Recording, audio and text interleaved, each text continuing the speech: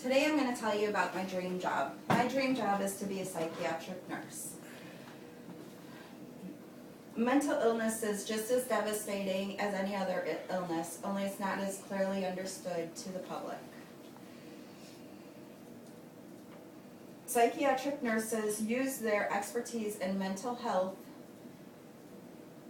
crisis intervention, therapy, and medications to help the patient live a fulfilling life and get past the stigma.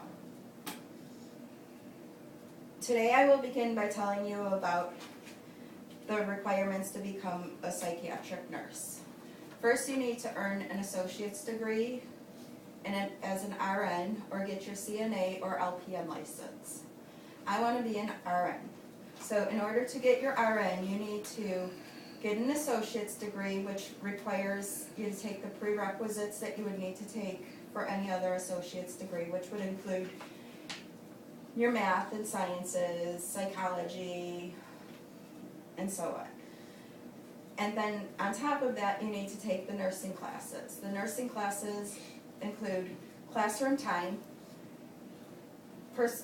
hands-on training, where you go into the clinics and you do your clinical hours. And then on top of that, you need to take the NCLEX exam to get your license.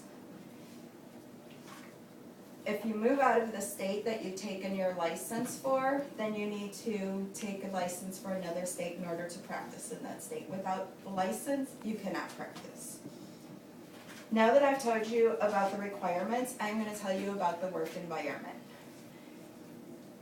Locations can include general hospitals, psychiatric hospitals, addiction and substance abuse centers, home health agencies, community mental health programs, correctional institutes, outpatient mental health clinics, and schools, especially schools that serve students that have cognitive or emotional impairments.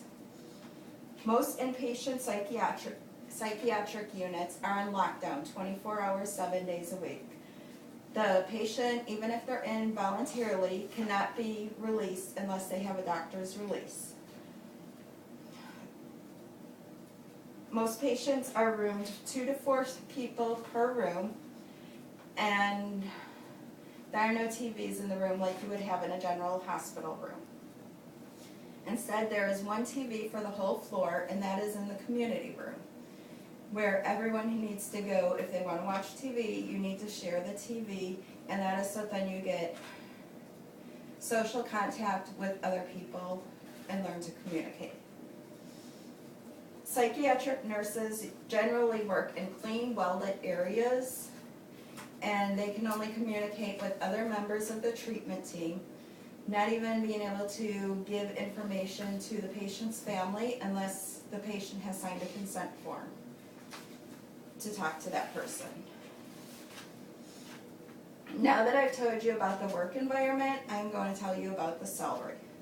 Salaries of psychiatric nurses range from $32,500 as a starting nurse with 1 year experience and can range up to $118,359 for nurses that have 5 to 9 years experience, along with, depending on the type of degree and training they have had. Not only is the monetary income what is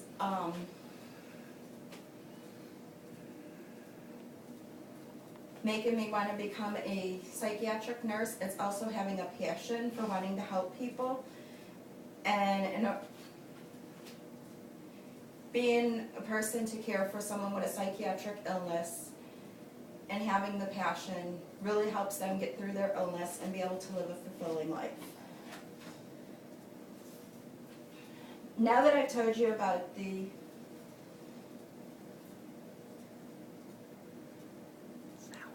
requirements, salary, and the work environment, I want to leave you with a lasting impression.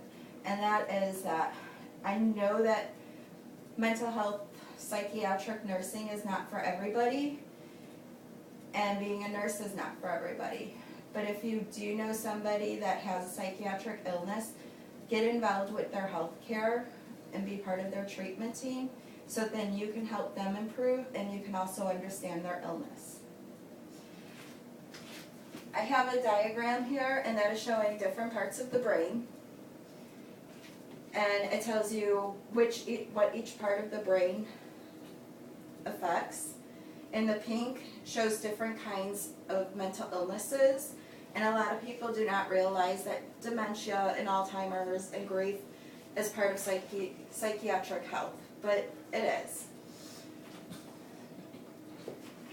On the other side, I have steps of what you can do to help someone if they have a psychiatric illness. First and most important is to call 911. And then when a person is diagnosed with an illness, they need to have structure in their day, gain relaxation techniques, build up a support system between friends, medical team, and family. Dancing is a great exercise for dementia and Alzheimer's. It actually helps to decrease getting it if it runs in your family. Have fun. Have your family get involved with your treatment plan. Have an equal balance of rest, relaxation, leisure. Think positive. Take care of your personal hygiene. Communicate. Understand your disorder and take your medications. Eat a healthy diet and exercise. And I thank you for coming to listen to my speech.